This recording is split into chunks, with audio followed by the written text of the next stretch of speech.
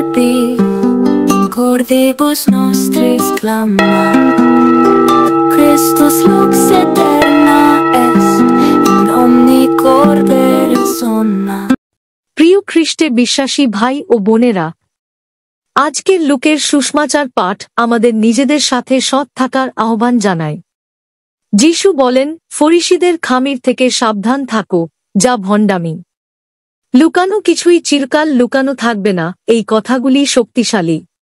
যিশু আমাদের একটি নীরব বিপদ সম্পর্কে সতর্ক করছেন, যা ধীরে ধীরে আমাদের বিশ্বাসকে ধ্বংস করে দেয়, ভণ্ডামি।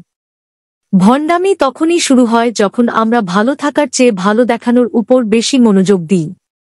এটি তখন ঘটে যখন আমরা ধর্মীয়ভাবে কাজ করি যদিও আমাদের হৃদয় ঈশ্বর থেকে অনেক দূরে থাকে। ভণ্ডামি হল আত্মার একটি রোগ যা আমাদের সুসমাচারের আনন্দ কেড়ে নেয়। পোপ ফ্রান্সিস একবার বলেছিলেন, ঈশ্বর চান না যে আমরা মুখোশ পরি, তিনি চান আমরা সৎ এবং অকৃত্রিম হই। আভিলার সেন্ট তেরেসা বলেছিলেন, প্রার্থনা হল ভালোবাসার একটি কাজ। ভালোবাসার জন্য আপনাকে প্রথমে বাস্তব হতে হবে। যিশু চান আমরা তাঁর সাথে বাস্তব হই। তিনি মিথ্যা পবিত্রতা চান না, তিনি আমাদের হৃদয়ের সত্য চান। গীতর্চক বলেন, তোমরা তোমার অন্তরে সত্য কামনা করো। কিন্তু আজকের পৃথিবী সততাকে কঠিন করে তোলে। আমরা এমন একটি সংস্কৃতিতে বাস করি যা বাহ্যিক চেহারার উপর জোর দেয়। আমরা নিখুঁত দেখানোর চেষ্টা করি এবং আমাদের দুর্বলতাগুলি আড়াল করার চেষ্টা করি। কিন্তু সুসমাচার আমাদের আলোতে বাস করতে বলে, ভান করা বন্ধ করতে এবং সত্যের স্বাধীনতা খুঁজে পেতে। সেন্ট অগাস্টিন একজন নিখুঁত উদাহরণ। বছরের পর বছর ধরে তিনি ঈশ্বর থেকে অনেক দূরে ছিলেন। তিনি পাপ এবং মিথ্যায় জড়িয়ে পড়েছিলেন। কিন্তু যখন তিনি ভান করা বন্ধ করে সত্যে ঈশ্বরের সামনে দাঁড়ালেন, তখন অনুগ্রহ তাঁর হৃদয়ে ভরে উঠল। তিনি পরে লিখেছিলেন, ওহো সৌন্দর্য, প্রাচীন এবং নতুন, আমি তোমাকে দেরিতে ভালোবেসেছি। তার যাত্রা শুরু হয়েছিল পরিপূর্ণতা দিয়ে নয়, বরং সত্তার সাথে।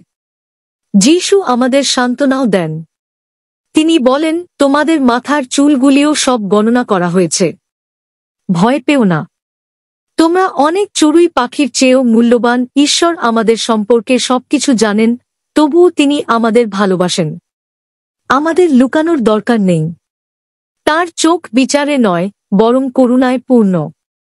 কিন্তু এই ভালোবাসার একটি প্রতিক্রিয়া দাবি করে। আমাদের বিশ্বাস যদি বাস্তব হয়, তাহলে তা আমাদের জীবনযাত্রার মাধ্যমে প্রকাশ করতে হবে।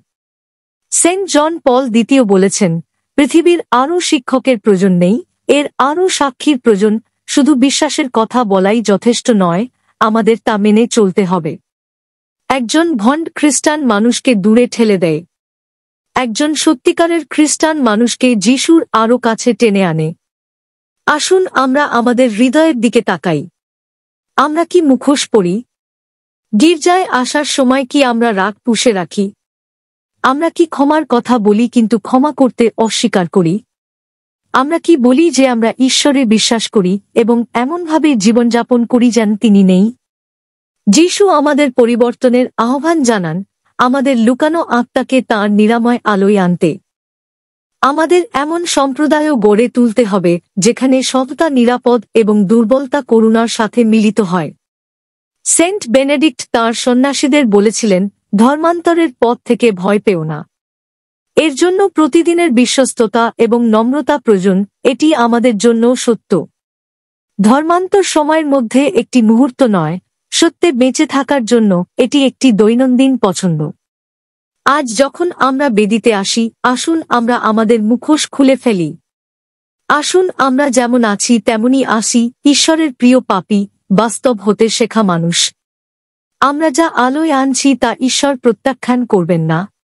আমরা যা লুকিয়ে রাখি, তিনি এখনো দেখেন এবং তিনি আমাদের মুক্ত হতে আমন্ত্রণ জানান।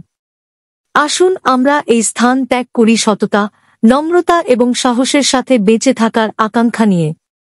আমাদের বিশ্বাস যেন কেবল প্রদর্শনী না হয়ে, বরং সত্য হয়ে ওঠে যা আমরা বেঁচে থাকি। আমরা যখন সততার সাথে বেঁচে থাকি, তখন খ্রিস্টের আলো আমাদের মধ্য দিয়ে জ্বলজ্বল করে, যা একসময় লুকিয়ে ছিল তা বিশ্বের প্রতি তাঁর করুণার বার্তা হয়ে ওঠে। আমিন। Echoes of the word echoing Christ in every heart where silence speaks and every voice matters. Rooted in Carmelite contemplation and creative prophecy reflections, visuals and captions. Crafted with love and multilingual. Inclusive. Spirit-led. You are not just a viewer, you are part of the echo. Join a community that honors every voice. Let the word resound through hearts, screens, and lives. Welcome home. May every post be a prayer, every image a window to grace. Subscribe, share, commit. Prayer requests and mass intentions. We believe in the power of prayer and the grace of community. If you'd like us to lift your intentions in prayer or include them in our mass offerings, you can write to us. Email, echosofttheword@proton.me. Mobile phone WhatsApp, +918981223485.